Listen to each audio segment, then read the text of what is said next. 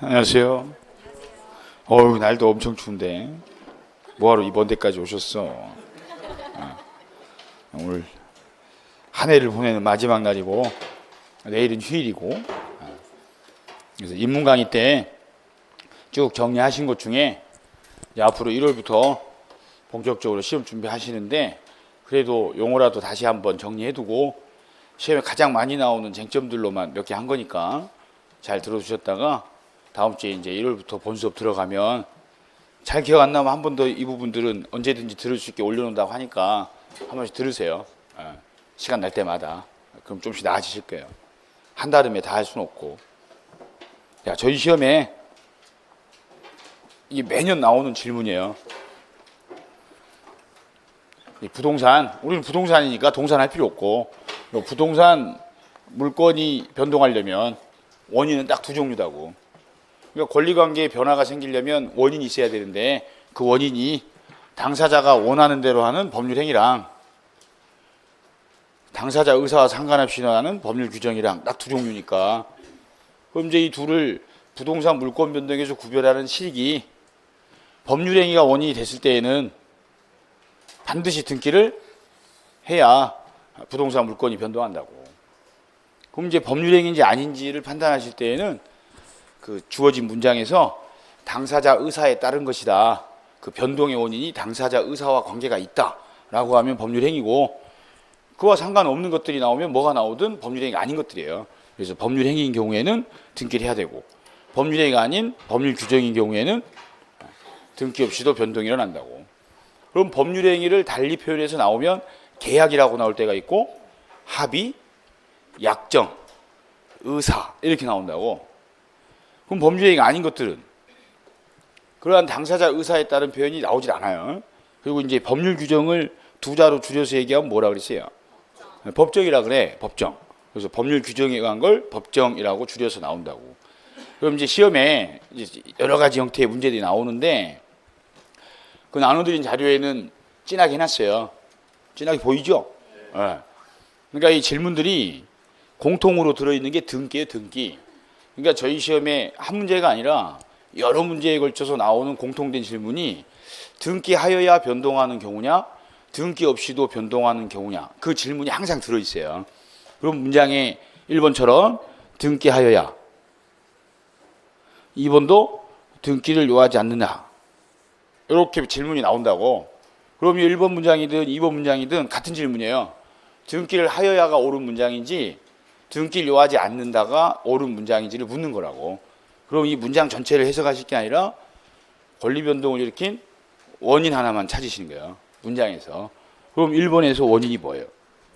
매매를 원인으로 라고 매매가 나왔잖아요. 그럼 권리 변동 원인이 매매인 거예요, 1번은. 그럼 매매가 뭐예요? 법률행위야, 법률행위. 그럼 등기를 하여야 소유권 취득한다, 맞는 문장이라고. 이렇게만 푸시는 거예요. 중간에 뭐 소송해가지고 승소 판결 확정됐다, 이건 맥락이 중요한 게 아니다고. 여기 이제 판결이 나오면 매매가 원인일 때는 이행 판결이 나온 거예요. 그러니까 둘이 매매 계약을 했는데 갑이 을 앞으로 등기를 해줘야 을이 소유자가 될 텐데, 갑이 을 앞으로 등기를 안 해줘. 그럼 이제 을은 혼자 가서 등기할 수가 없으니까 법원에 소송한다고요.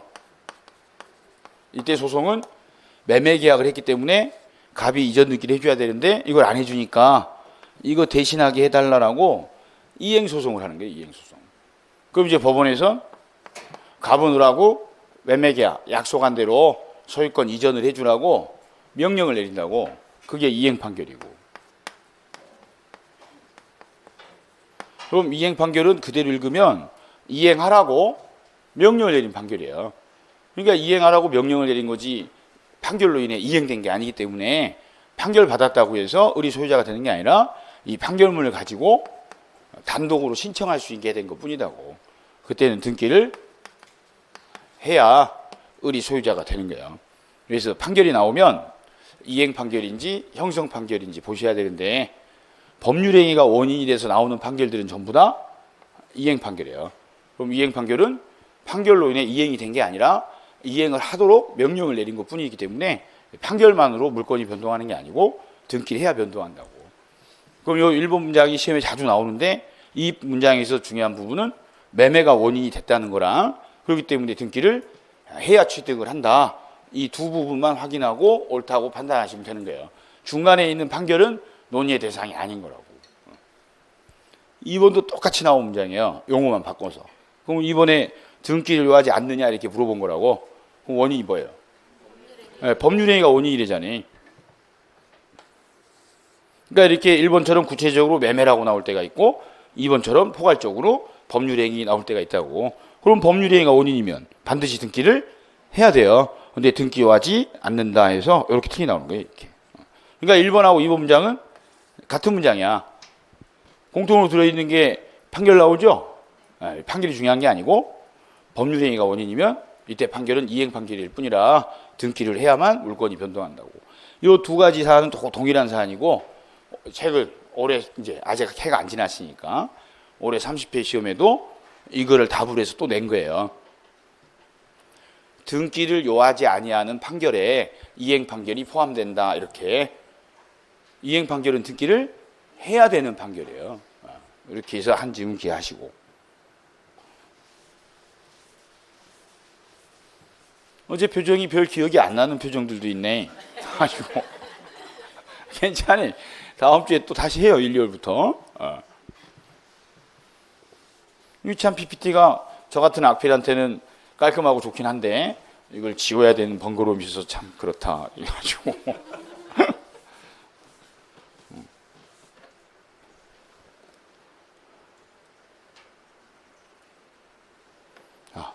이제 3번하고 4번하고 공통으로 이제 들어있는 문구가 똑같아요. 여기 등기를 하여야 4번은 등기를 요하지 않는다. 이렇게. 그러니까 항상 어느 문장이든 등기 들어있으면 이 질문이 이 문장에서 옳으냐 틀리냐 하시는 거예요. 그럼 문장 전체를 읽고 해석하는 게 아니라 권리 변동을 일으킨 원인 찾으시는 거야. 그럼 이 두 문장에 공통으로 들어있는 게 공유물 분할이거든. 요 사안이 시험이 제일 많이 나요. 그럼 지금 공유물이 분할된다는 게 권리가 변동한다는 뜻이니까 공유물 분할의 원인을 찾으셔야 돼요. 원인을. 그럼 공유물 분할이라는 걸 공유하던 물건을 분할하는 거예요. 그럼 공유관계는 2명 이상이 공동으로 하나의 부동산을 소유하다가 나중에 당사자들 간에 각자 단독 소유를 하기로 그 공유하던 물건을 분할하는 거라고.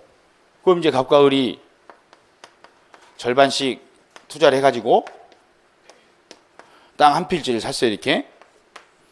그런데 이거를 분필하지 않고 이 한 필지를 각 2분의 1 공유 지분 등기를 한다고. 그럼 이 관계는 갑과 을이 2분의 1 지분 비율로 하나의 부동산을 공유하고 있는 거예요. 그러다가 이제 둘 사이에 공유물을 분할하고 싶어지면 기본 원칙이 민법은 사인들 간의 관계니까 사적 자치, 당사자 합의가 우선이에요. 그래서 당사자들 간에 협의가 이루어져서 분할하는 걸 협의 분할이라고 하는 거고. 그럼 협의 분할이 무슨 뜻이요? 협의로 분할하는 거예요. 협의로. 협의가 뭐예요? 또 이제 협의가 뭐예요? 그러니까 합의요.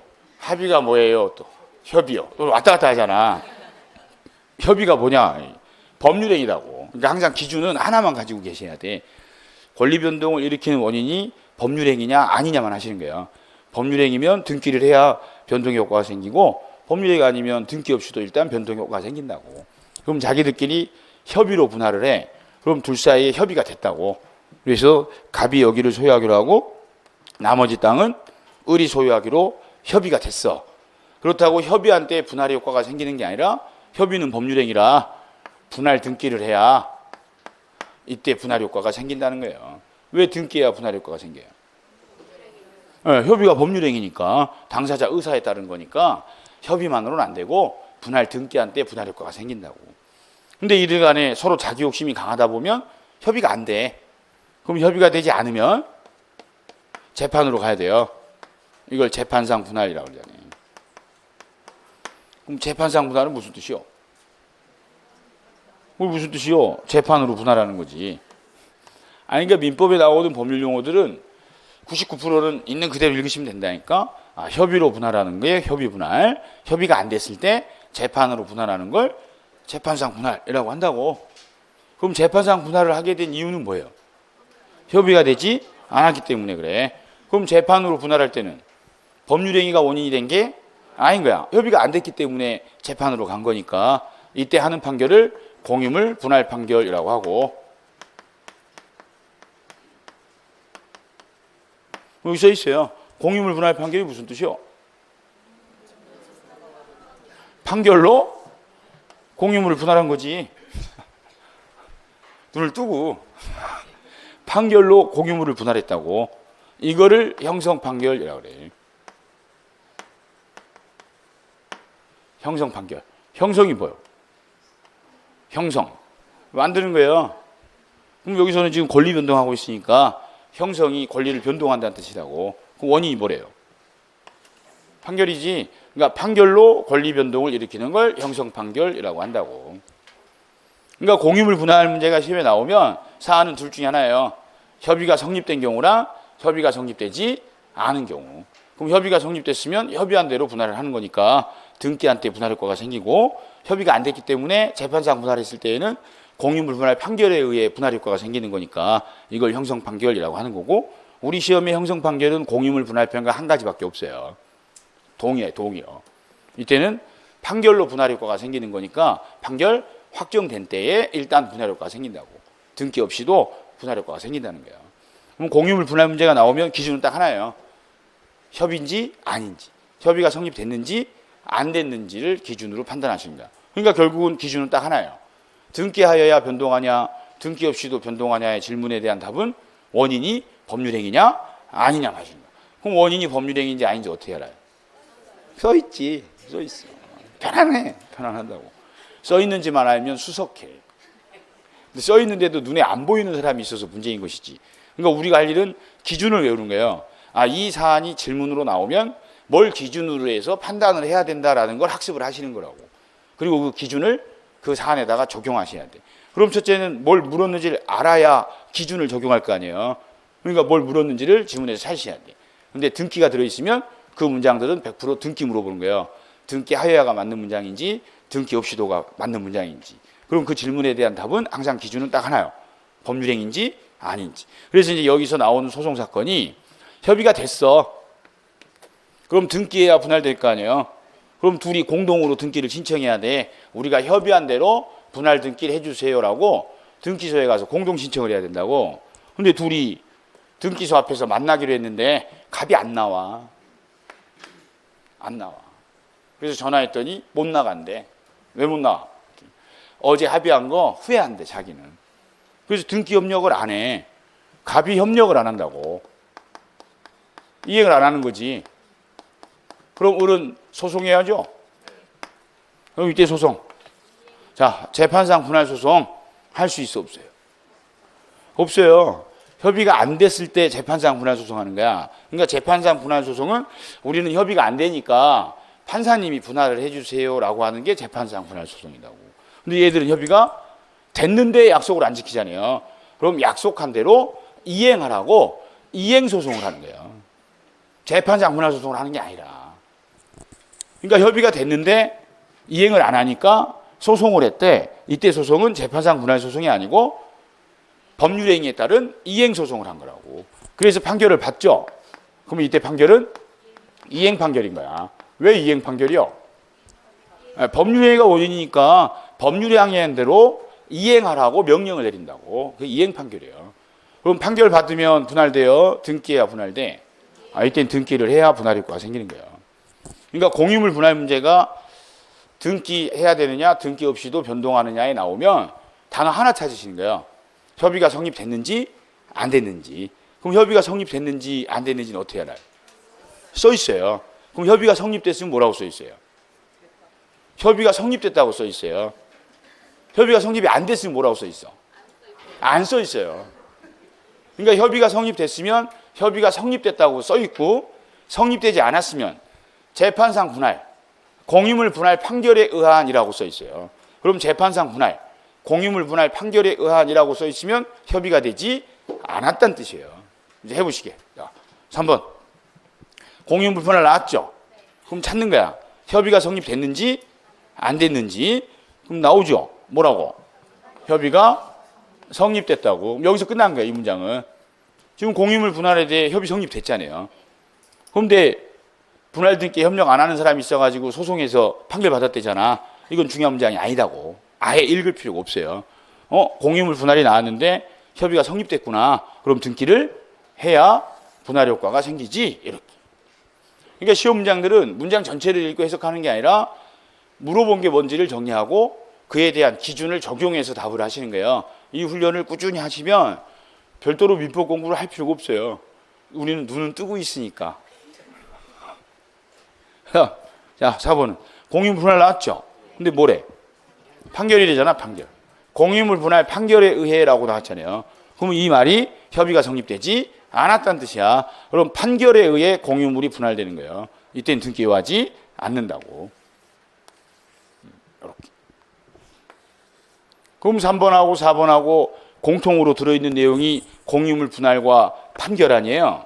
근데 그걸 기준으로 푸는 게 아니라 법률행위가 성립됐는지 안 됐는지 기준으로 하시는 거야.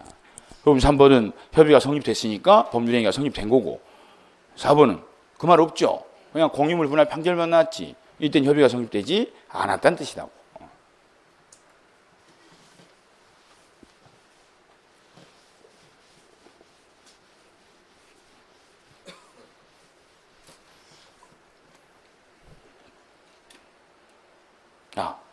이제 5번하고 6번하고 공통으로 들어있는 단어가 뭐예요?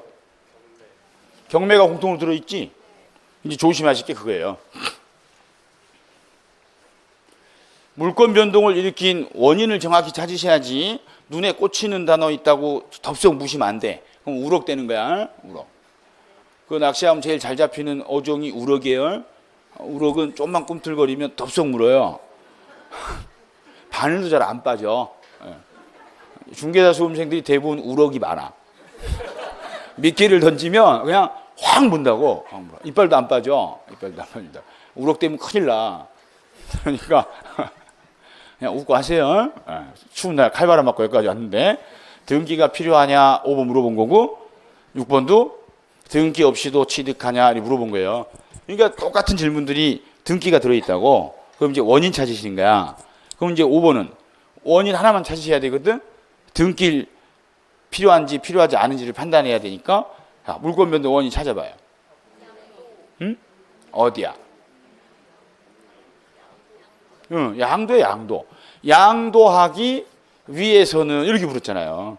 앞에 내용이 중요한 게 아니라. 지금 양도를 물었잖아. 양도가 뭔데? 법률행위지. 또 그새 잊어버렸네. 원상 해보기요. 그러니까 등기가 필요한지를 물어보면 물권 변동을 일으킨 원인 하나를 찾는 거라니까. 그 원인이 법률행위인지 아닌지를. 그럼 양도하기 위하여 등기가 필요하다 이렇게 나온 거 아니에요. 그럼 양도하려면 등기해야지. 왜? 법률행위니까. 그래서 양도니까 등기가 필요하지. 이렇게 딱 끝나잖아요. 이렇게. 그러니까 이 5번 문장은 앞에 경매는 의미가 없는 거야. 강제 경매로 인해 성립한 관습법상 법정 이상권을 법률행위에 의해 양도한다 이렇게 나왔잖아요.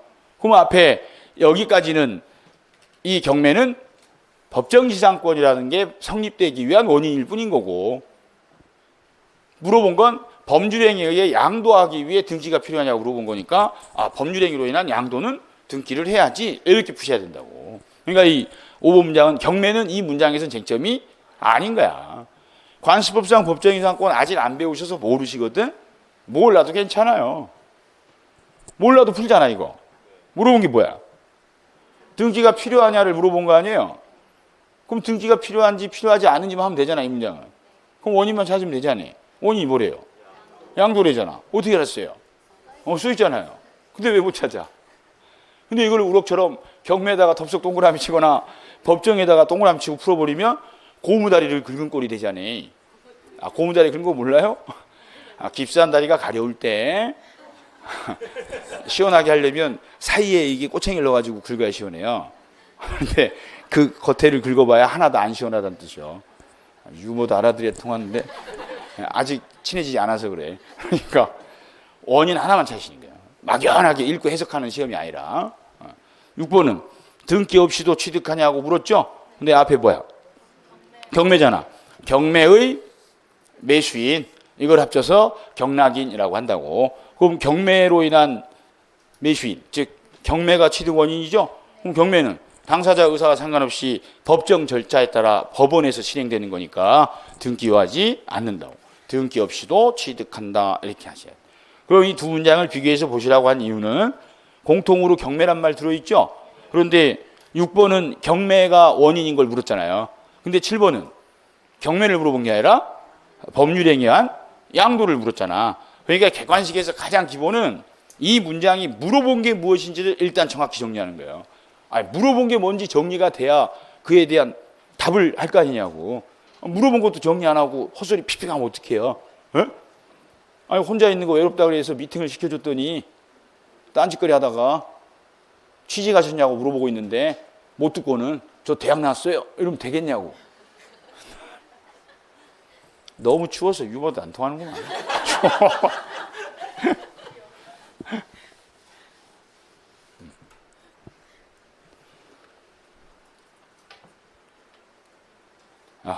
자, 7번. 네. 여기 등기를 한때 여기 들어있잖아요. 이게 맞는지를 보셔야 돼. 그럼 이제 원인만 찾으면 되죠? 원이 뭐예요? 상속이잖아. 상속. 그럼 상속은 법률 규정에 의해서 소유권 이전하는 거니까 등기 없이도 취득한다고. 등기를 한때 틀렸잖아요. 그럼 나머지 읽을 것도 없잖아요. 아니, 상속인은 등기 없이도 소유권을 취득해야 정성을 다해서 장례를 치르지. 등기야 소유자가 된다고 하면 이것들이 등기한 다음에 장례를 치를 일이 있잖아요. 호로가 된다고. 그래서 상속 등기 없이도 취득한다고. 그다음 8번은요. 일단 물어본 거 찾으셔야 돼. 그래, 등기 없이도, 등기 들어있으면 다 이거 물어보는 거야. 그리고 뭘 그렇게 오래 찾아? 지금 등기하고 있는데 등기 없이도 주장할 수 있냐 이렇게 물어본 거예요. 그럼 원인 하나 찾으시는 거야. 원인이 뭐야? 네. 뭐 자세한 내용 아직 안 배웠지만 법정 갱신된 경우라고 앞에 나왔잖아요. 그럼 법정, 이게 뭐예요? 법률 규정이잖아요. 그럼 법률 규정에 의해 갱신되는 게 법정 갱신이야. 그럼 원인이 법률 규정 아니요? 그럼 등기 없이도 주장 있다. 맞구나. 이렇게 하시면 된다고. 아름답지 않아요?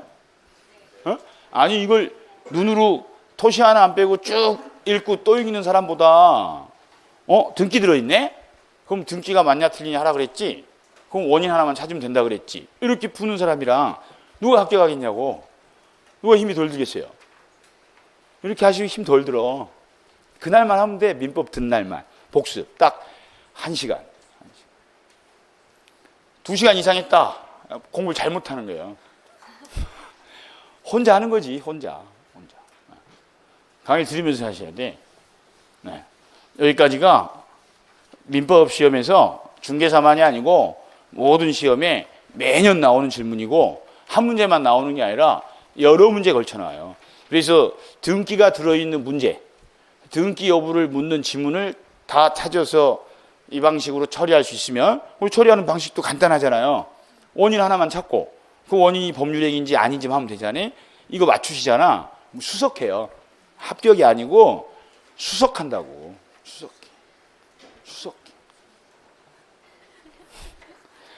오늘 말고 남은 10달 더 공부하면 그날 맞추면 된다고. 벌써 되면 큰일이요. 그 다음 채무자.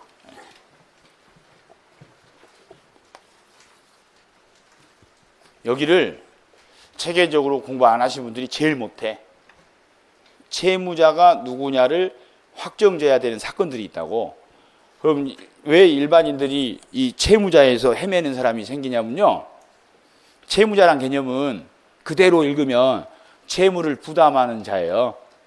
의무를 부담한 사람, 책임을 져야 될 사람, 그 사람이 채무자다고. 그런데 일반인들은 채무자라고 하면 고정관념이 있어요.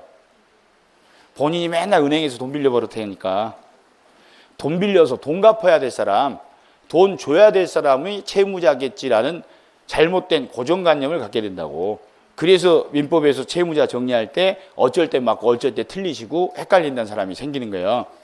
채무자 개념은 주어진 기본 전제에 따라 정하는 거예요. 전제에 따라. 그러니까 어떤 법률 관계가 나왔느냐에 따라 그에 따라 채무자를 정하셔야 돼. 그럼 크게 이제 대별되는 게 세 가지 사건인데 1번 사건은 갑은 을에 대한 금전 채권을 담보하기 위해 이렇게 나와요. 그럼 여기서는 금전 채권이 나왔지? 그럼 상식대로야. 금전 채권에서는 돈을 갚아야 될 사람이 채무자예요. 그러니까 을이 채무자야. 그래서 나중에 이 담보하는 관계로 유치권, 저당권, 양도담보, 가등기담보 4가지 담보물권을 배우셔. 그 담보물권 사안을 접근할 때는 돈 갚아야 될 사람, 채무자가 누군지를 확정지어 놓고 푸는 연습을 해요. 1번은 쉽죠. 상식대로니까. 돈 갚아야 될 사람이 채무자잖아. 왜? 금전채권 관계니까 돈 갚아야 될 채무자 을인 거예요. 전제가 뭐요? 금전채권이니까 돈 갚아야 될 사람, 돈 빌린 사람이 채무자다고. 자, 2번 갑이 을에게 매도하는 계약을 했대잖아요. 그럼 이제 전제가 뭐야? 매도하는 계약, 매매 계약이 전제가 됐잖아. 그럼 채무자가 누구냐? 매매 계약은 쌍무 계약 아니에요. 둘이 매매 계약을 했대. 그럼 둘 다 채무자야. 쌍무 계약이니까. 갑은 소유권 이전해야 될 채무자. 오늘 또 재수업 처음 듣는 사람도 있나? 갑 밑에 이 네모난 거 건물이야.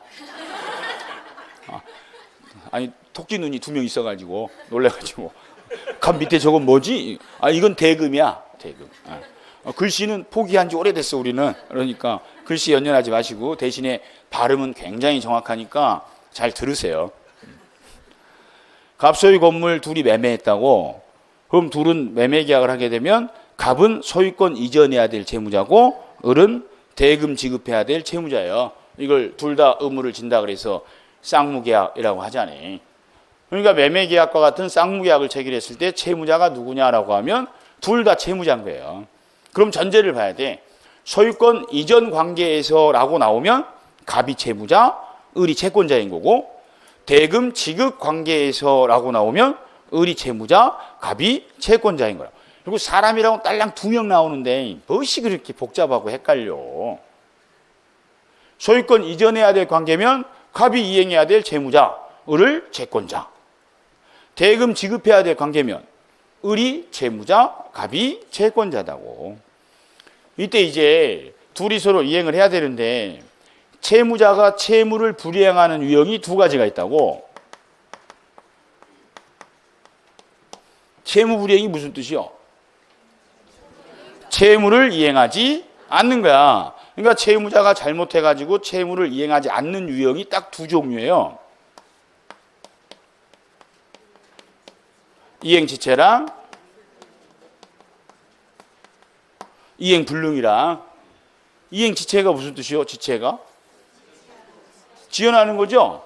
할 수 있는데 안 하는 걸 지체다 그래. 이행불능은 무슨 뜻이에요? 이행할 수 없게 된 게 불능이다고. 그러면 갑 소유권 이전할 채무는 둘이 약속한 날 됐어요. 그랬더니 을이 갑한테 나 돈 다 줄 테니 소유권 이전해 달래. 갑이 안 해줘. 그게 뭐예요? 그게 이행지체야. 을은 돈 다 준비해서 주겠다고 하는데 갑이 소유권 이전 안 해주면 할 수 있는데 안 하는 거라 이행지체다고. 반대로 소유권 이전 서류 다 준비해가지고 이행기에 갑이 을한테 소유권 이전 서류를 주면서 돈 달라라고 하는데 얘가 돈을 안 줘. 돈 마련 안 됐대. 그럼 얘도 이행지체인 거예요. 그러니까 지체라는 건 할 수 있는데 안 하는 걸 지체다 그래.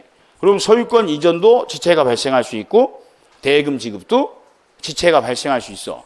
그러니까 지체는 어떤 채무에서든 다 발생할 수 있는 공통된 채무불이행 유형이에요. 근데 불능은 이행이 불가능하게 뜻한다고. 그럼 매매 계약한 이후에 이 건물이 소실되거나 멸실되거나 했다고. 그럼 소유권 이전이 불가능하게 되죠. 그걸 갑이 잘못해가지고 일어난 거야. 그걸 채무불이행, 이행불능이다 그래요. 그런데 을이 대금 지급하기로 한 날 대금 마련을 못하죠. 지체요, 불능이요? 그건 지체야. 대금 지급은 불능이라는 게 법률상 발생할 수가 없다고. 그러니까 매매계약을 체결했다. 채무자가 누구냐라고 하면 소유권 이전 관계에선 갑이 채무자, 대금 지급 관계에선 을을 채무자라고 하지만 불능이 일어났다 라고 불능이 전제가 돼버리면 매매계약한 이후에 불능이 발생했을 때에는 채무자 누구요? 을이요. 또 오늘 하루 종일이라도 하고 가야 돼. 오늘 이거라도 해야 돼. 이거라도. 이것만 하고 시작해도 민법 시험 공부하는데 엄청 수월해요. 불능이 일어났대. 그럼 갑과 을 중에 어느 채무가 불능이 일어나요? 갑 채무가 불능이 일어나는 거야. 불능은. 그럼 채무자 누구요? 갑이다니까. 그럼 을은 뭐라 그래? 채권자라 그래요. 똑같은 시간에 똑같은 공간에서 똑같이 배웠는데 또 첫째 시간 끝나고 나면 또 한두 명 찾아온다고. 왜 언제는 매매계약상 채무자가 둘 다라고 해놓고 왜 또 불능에서는 갑만 채무자고 을은 채권자라고 하냐고 이해가 안 간대. 나는 그 사람이 이해가 안 가요. 불능이니까 갑이 채무자인 거야. 근데 그거를 왜 불능에서는 갑이 채무자예요? 이렇게 물어보면 어떡해? 염색체가 XY니까 남자라 그래. 근데 왜 염색체가 XY인 사람을 남자라고 해요? 라고 물어본 거랑 똑같은 질문이다니까 그게. 이 말이 더 어렵나?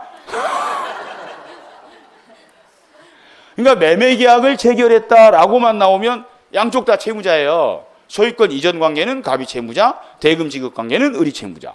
근데 매매계약을 한 이후에 불능이 발생했다라고 불능이 문제가 됐을 때에는 갑 소유권 이전이 불가능하게 된 거니까 매도인인 갑이 채무자고 매수인 을은 채권자라고 부른다고. 그 전제를 잘 두시라고. 그러니까 지체는 어떤 채무에서든 다 발생할 수 있지만 불능은 재산권 이전 채무에서 불능이 일어나지 대금 지급 관계에선 불능이라는 건 발생할 수가 없다고. 그러니까 불능이 발생했다는 이야기는 재산권 이전이 불가능하게 됐다는 뜻이에요. 그럼 불능에서 말하는 채무자는 재산을 이전해야 될 사람, 채무자는 매도인으로 정해지는 거라고. 그럼 상대방은 뭐라고 불러요? 채권자라고 부르는 거야. 오늘 이것만 알았어도 둘째 시간 안 듣고 가도 돼요. 가도 된다고. 채무자만 알아도 정말 성공하는 거야. 또 질문하러 오실 거지? 언제는 매매계약에서 둘 다 채무자라며 왜 불능에서는 갑만 채무자예요? 또 이렇게 물어볼 거야? 불능이니까 갑이 채무자다니까. 근데 왜 불능에서는 갑이 채무자예요? 그럼 어떡해? 불능이니까 갑이 채무자요. 을은 채권자야. 오늘 깨달음을 얻었어. 다행이요. 다행이라고. 됐습니다. 그래서 2번하고 3번하고 구분해서 보실게. 2번 사안은 갑이 을한테 매도하는 계약을 했다고 나왔어요. 그럼 채무자를 물어보면 소유권 이전 관계에서 채무자는 매도인 갑인 거고 대금 지급 관계에서 채무자는 매수인 을인 거예요. 여기는 매매 계약만 나왔으니까. 그런데 지금 3번 사안은 갑이 을에게 매도 후에 전소됐대. 그럼 건물 매매 계약이 된 이후에 전소, 소유권 이전이 불가능하게 됐잖아요. 그럼 이 사건은 불능 사건이잖아. 그럼 채무자가 누구요? 매도인 갑이다고. 이제 되셔? 돼야 돼.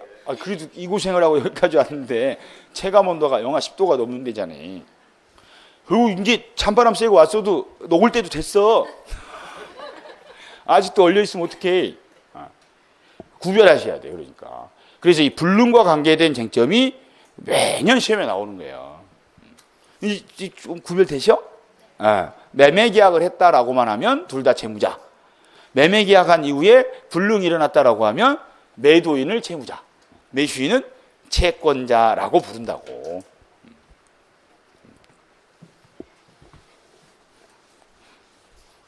그래서 금전 채권 관계가 나오면 돈 갚아야 될 채무자 딱 표시하고 사례를 푸는 거고, 이 2번은 시험에서 주요 쟁점이 없어요. 이거 설명하려고 한 거야. 불능이 나왔을 때는 매도인을 채무자로 딱 확정 짓고 사안을 푸셔야 되는 거예요. 그래서 불능 문제가 매년 시험에 나와요. 계약법 부분에서. 그래서 불능을 해보시는 거야.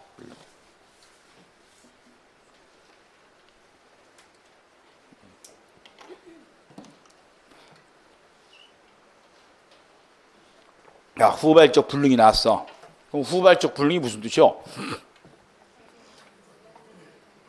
나중에 불가능하게 된 거지. 좀 전에 봤던 사건처럼 매매 계약한 이후에 불가능이 일어났다고. 후발적 불능이 발생했어요. 그럼 채무자가 누구요? 매도인이라고. 왜 채무자가 매도인이요? 불능이니까. 다행이요. 이렇게 되는 거예요. 불능이니까 채무자는 매도인인 거라고. 그럼 이제 이 후발적 불능이 일어나게 되면 셋 중에 한 가지로 처리를 하는 거예요. 세 가지 한 점. 그러니까 경우의 수가 이렇게 불능이 발생했을 때, 첫째는 채무자 갑이 잘못했어. 갑의 귀책 사유로 소유권 이전이 불가능하게 됐다고. 그럼 갑이 잘못해가지고 건물이 전소됐다면 갑은 지가 잘못해서 이행할 수 없게 된 거니까 을한테 책임을 져야 된다고. 이게 채무 불이행 책임이다.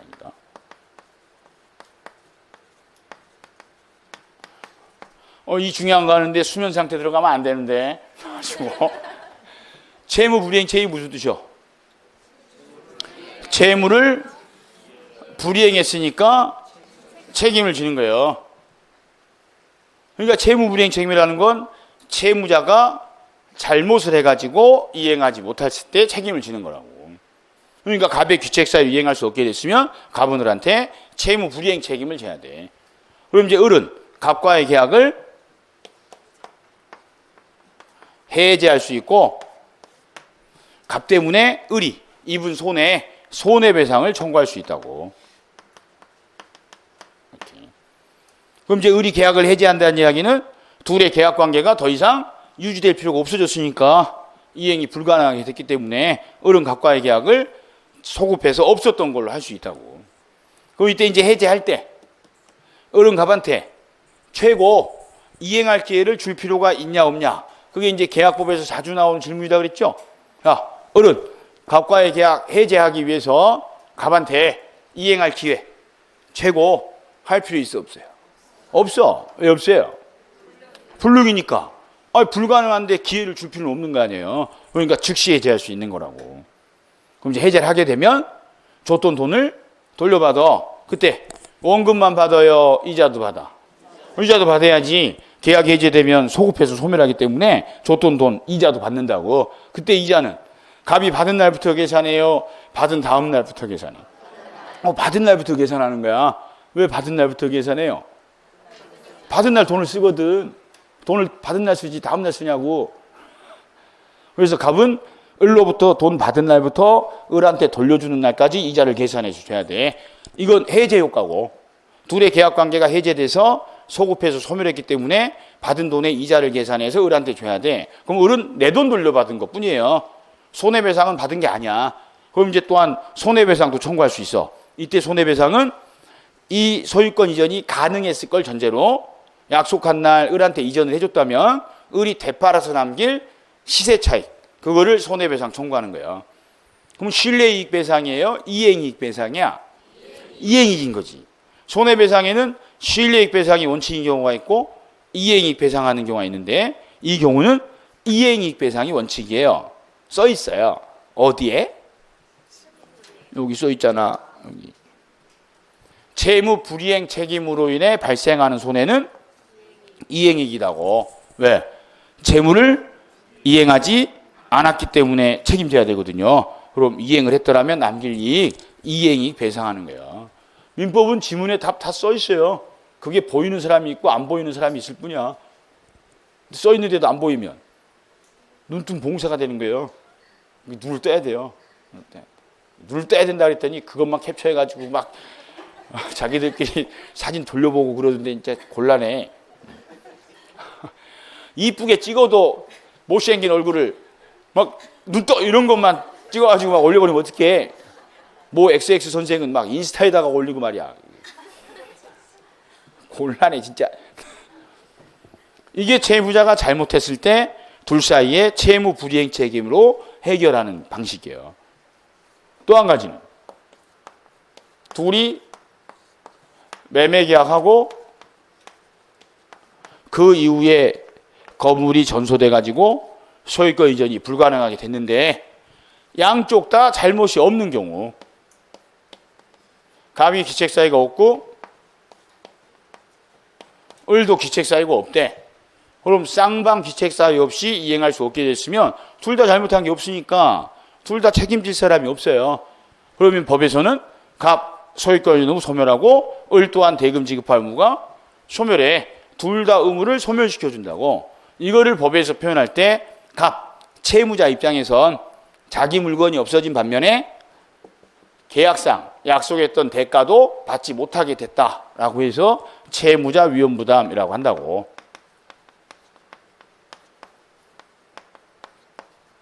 근데 이 채무자 위험 부담이란 말은 어려워요. 이 말 자체가.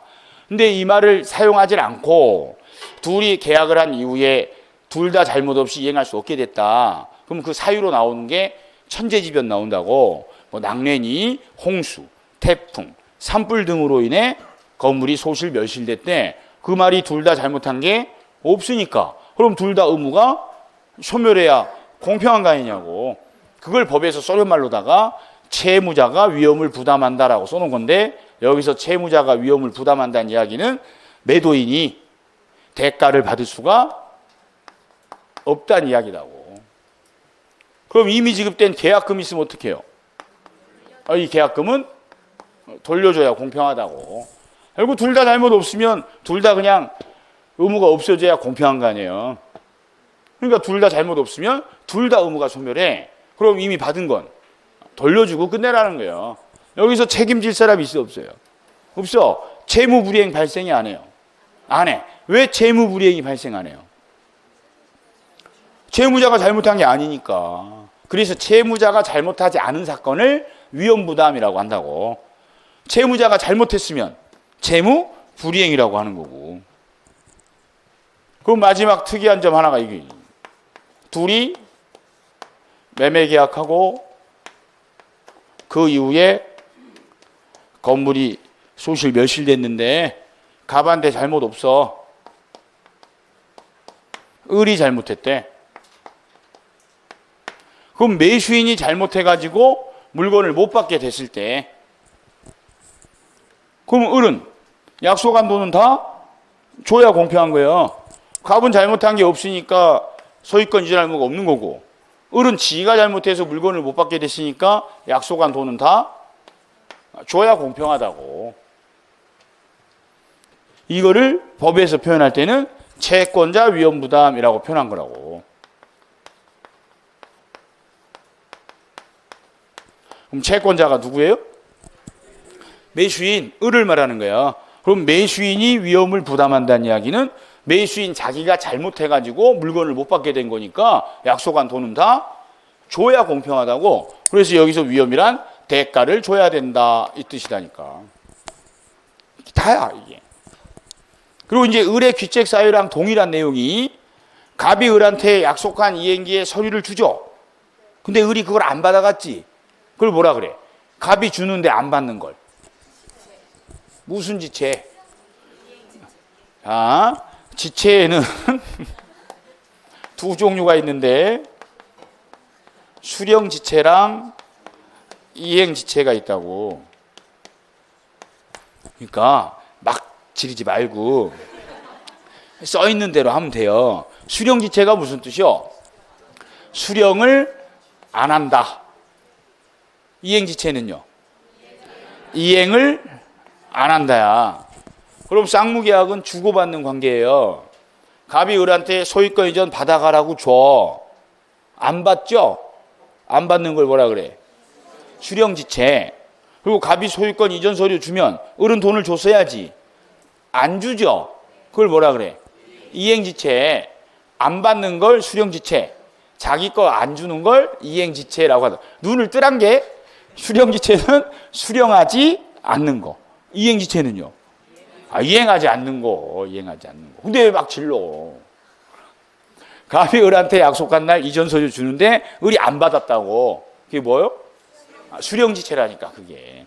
그러던 중에 낙례가 떨어진 거예요. 위험이 발생했다고. 그럼 수령지체 중에 위험이 발생한 건 누구 잘못이요? 을 잘못이지. 그래서 이 을의 귀책 사유랑 동일한 게 수령지체 중이에요.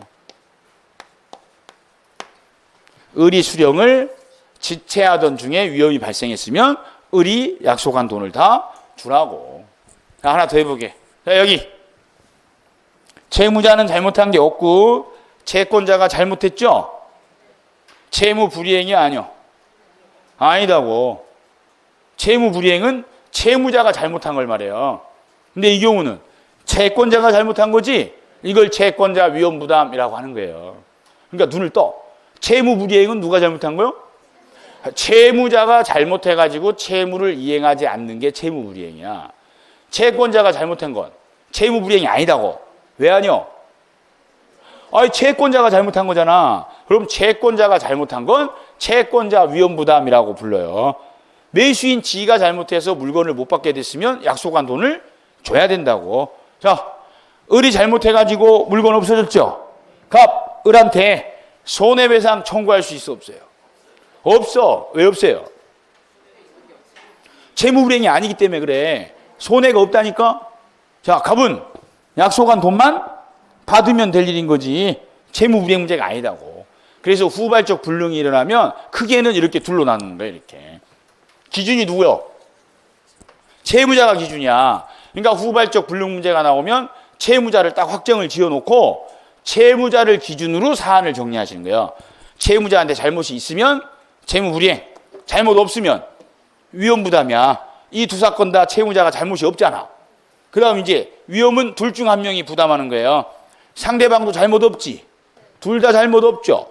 그럼 채무자가 위험을 부담해. 이 말이 대가도 못 받는다는 뜻이고 받은 거 돌려주라는 거예요. 채권자가 잘못했대. 채권자가 수령을 지체하던 중이래. 그럼 채권자 을이 잘못했으니까 약속한 돈 다 주라고.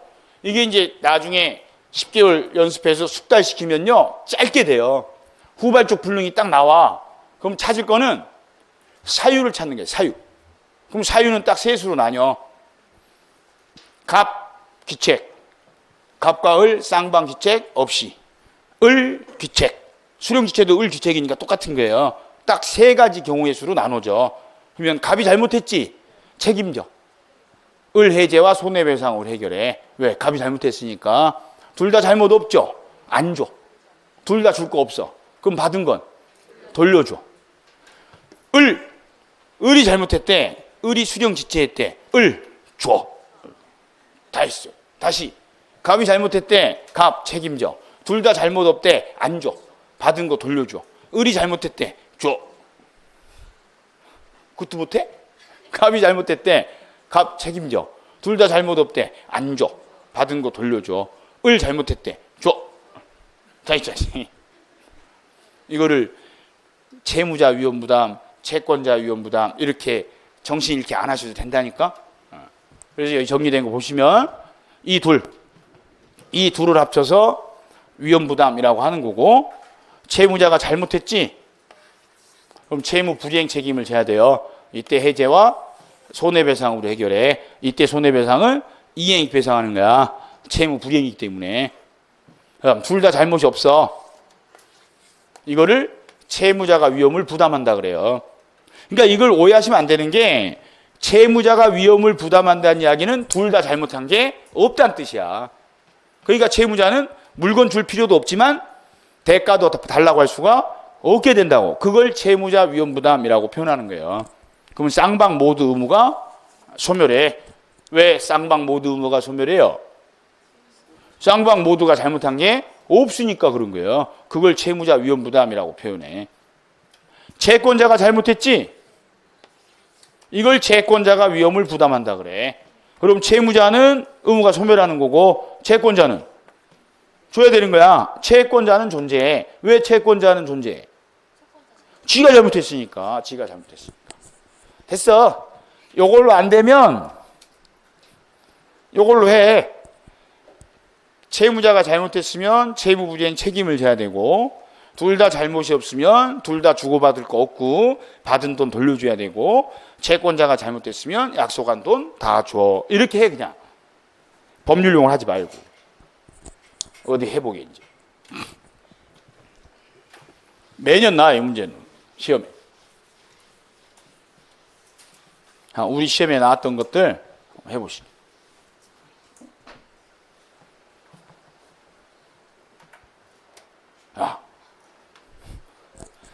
괜찮아.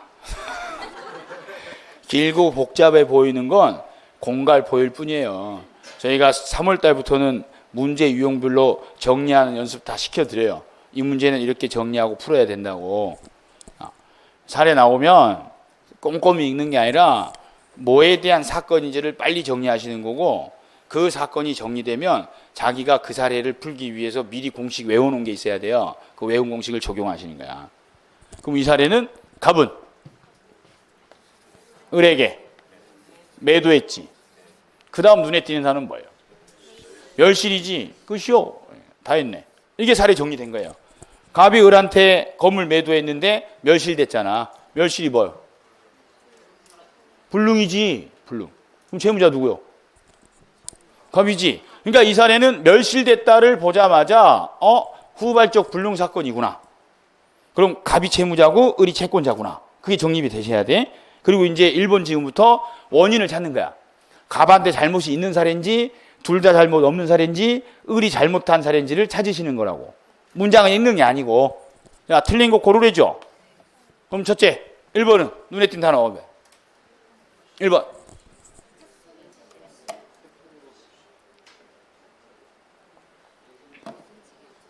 왜 여기까지 와서 아무것도 안 하고 가려고 그래요? 왜 입 다물고 가만히 있는 거야? 이렇게 묻어서. 비겁하게. 하라니까. 야, 1번. 원인이 뭐예요? 태풍 아니요. 그럼 태풍에다 통합쳐야 된다고. 태풍으로 멸실됐대잖니. 태풍이 무슨 뜻인데? 자연재해란 뜻이야. 둘 다 잘못 없구나. 이렇게 얘기해야 된다고. 내가 그럴 줄 알았어. 타이푼 이러지 않아서 다행이요. 그러니까 기준이 있어야 된다니까. 둘이 갑과 을 사이에 건물 주택 매도했는데 멸실된 후발적 불능 나왔다고. 그럼 1번 지금부터 문장을 읽는 게 아니라 이 멸실된 사유가 뭐라고 나왔는지 단어 하나만 찾으시는 거예요. 태풍 나왔잖아. 그럼 둘 다 잘못 없구나. 둘 다 없다 하고 확인하셔야 되는 거야. 그러면 대금 지급, 청구 없다. 둘 다 잘못한 게 없으니까. 자, 2번 어디? 태풍이지. 태풍. 그 다음 물어본 거. 계약금 반환. 해 안 해? 해야지. 둘 다 잘못 없죠. 그럼 받은 계약금은? 반환해야지. 반환할 의무 없다. 틀렸잖아. 2번이 답이구먼. 이렇게 풀어야 돼요. 뭐가 이렇게 쉬워? 이러면서. 그럼 이 정도는 맞추시겠어요? 시험에서? 수석한다니까? 이런 거 맞추면 합격이 아니고 수석해. 수석해. 학계론 떼우고도 남는다고. 이 정도 풀 수 있을 거 아니에요. 우리 지금 입문과정 마지막 날인데 벌써 이런 걸 풀 수 있잖아. 할 게 없다니까. 1년 동안. 민법책 들고 다니지 마. 창피하니까. 그날 배운 거 하면 그날 하시면 돼. 이거 연습하면 된다니까. 그러니까 막연하게 하는 게 아니라 이 사안이 주어지면 뭘 기준으로 답을 해야 되겠다 이렇게 하셔야 돼. 이건 시험 공부기 때문에. 2번이 답이요. 자, 3번은 어디? 갑의 과실이지. 갑의 과실. 갑이 잘못했구먼. 그러면 갑이 책임져야죠. 이제 물어본 거. 을은 해제에 있다. 갑이 잘못했으니까. 4번은요. 을의 과실. 을의 과실. 그럼 어떻게 해? 여기만 딱 보고 을한테 한마디 해봐. 돈 줘. 왜 을은 돈 줘야 돼? 을이 잘못했으니까 돈 줘야지. 그러면 대금 지급, 청구 있다. 딱 되잖아요. 야, 5번. 아우 짜증나. 겁나 길잖아. 근데 이미 2번에 답 나왔기 때문에 이거 시험장에서는 3번부터는 읽을 필요는 없거든. 2번에 답 나왔겠으니까. 자, 5번 이제 찾아봐야 돼. 너무 길어. 을이 거절하던 중 이렇게 나온 거야. 이게 뭐야? 이게 수령지체야. 갑이 서류 제공했는데 을이 거절하던 중이야. 수령지체 중이었다고. 그럼 누가 잘못한 거야? 을이 잘못한 거지. 그럼 얘네 둘은 같은 내용 아니에요? 같은 내용이야. 그럼 을 잘못했으면 어떻게? 돈 줘야지. 그럼 얘도 대금 지급 청구 있다. 이렇게. 그럼 4번하고 5번은 결론이 같죠? 둘 다 을이 잘못했지. 근데 둘 중에 하나 찍으면 어떡해? 그를 원시적 불능이라 그래요. 어? 둘 중에 하나를 찍는 사람은 원시적 불능. 공부 하나도 못하는 거야. 오답도 격이 있어요. 오답도 격이 있다고. 이 둘은 빼고 찍어야 되는 거야. 찍더라도. 야, 여기까지. 멸실 나왔지? 후발적 불능 나왔죠? 그럼 나오는 경우의 수 딱 세 가지 아니요? 1, 2번 태풍 둘 다 잘못 없는 거 나왔지? 3번 갑 채무자 잘못한 거 나왔지? 4번 5번 을 채권자 잘못한 거 나왔지? 딱 세 가지 중 하나 적용하면 딱딱 떨어져요. 법은 수학이에요. 수학. 민법은 수학하고 똑같아. 수학. 그래서 수학 선생님들이 민법 제일 잘해요. 국어 선생님들 민법 빵점. 여러분 착각하시면 안 돼. 내가 국어를 못해서 민법을 못 알아듣나 보다. 그 절대 아니요. 수학을 못하는 거야. 계산이 아니라 수학적 사고를 못하니까 그래요. 법은 수학이에요. 공식대로 딱 떨어지는 게 법이지 이럴 수도 있고 저럴 수도 있고 절대 하시면 안 돼. 절대. 자기 생각하면 안 된다고. 국어 잘하면 민법 절대 못해요. 민법은 국어적으로 해석하시면 안 돼. 수학 공식처럼 하셔야 돼. 공식처럼. 불능 나오면 딱 셋 중에 하나 적용하시는 거야.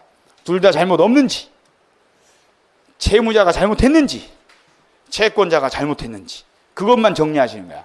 그럼 둘 다 잘못 없으면 둘 다 없다. 채무자가 잘못했으면 책임져야 된다. 채권자가 잘못했으면 돈 줘라. 그럼 답이 딱 떨어져요. 딱 떨어지죠? 안 떨어져? 그래서 이 2번이 올해 30회 시험에 또 답으로 나온 거예요. 자, 2번. 첫째 어디다 표시해? 쌍방 기책 사유 없는 이행불능. 딱 끝났잖아. 둘 다 잘못 없죠?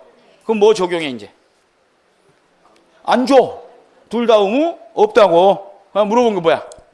계약금 반환 물었지. 계약금 반환해 안 해? 해야지. 안 해도 된다. 틀렸잖니. 그래서 틀린 거 고르라고 해서 2번 지문이 최근 30회 시험에 또 답으로 나온 거예요. 그럼 요 2번 문장은 위에 나온 거 또 나온 거지? 몇 번이 또 나온 거야? 위에. 2번 지문이 또 나온 거라니까 이렇게. 이렇게 또 나온 거예요. 이제 올해 3월 달부터 오후에 기출문제 특강하거든요. 그때 이 문제가 들어가야 될 자리는 이 문제 다음에 들어갈 거예요. 그렇게 책 만들어 드려. 그 전에 출제됐던 이 내용 중에 이 사안이 그 다음에 이 문제로 해서 출제된 걸 이렇게 연이어서 보여준다고. 횟수랑 상관없이 나오는 순서대로, 쟁점대로. 그래서 하나 알면 다음 문제 바로 풀리게. 그래서 일관된 공식을 계속 적용해서 문제 푸는 연습하시는 거예요. 우리는 시험 공부하는 거야. 시험 문제 풀려고. 지식을 쌓으려고 하는 게 아니고. 객관식은 기술이요. 기술. 어떤 내용이든 짧고 선명해야 시험에서 써먹죠. 생각하시잖아. 답에서 멀어져요. 여러분들은 생각을 차단하셔야 돼. 잠깐만 착각하면 안 돼요. 아니야. 법인데 생각하고 이해하고 따져보고 해야지. 하지 마. 하지 말라고. 이건 객관식 시험이라 생각하고 이해하고 따져보시면 답에서 멀어지세요. 답에서 멀어져. 시간만 오래 걸리고 외운 공식대로 푸는 거예요. 외운 공식대로. 불능 나오면 채무자 누구요? 매도인이 채무자. 매도인. 왜? 불능이니까. 됐어요. 쉬세요. 쉬었다가 이어서 하시게.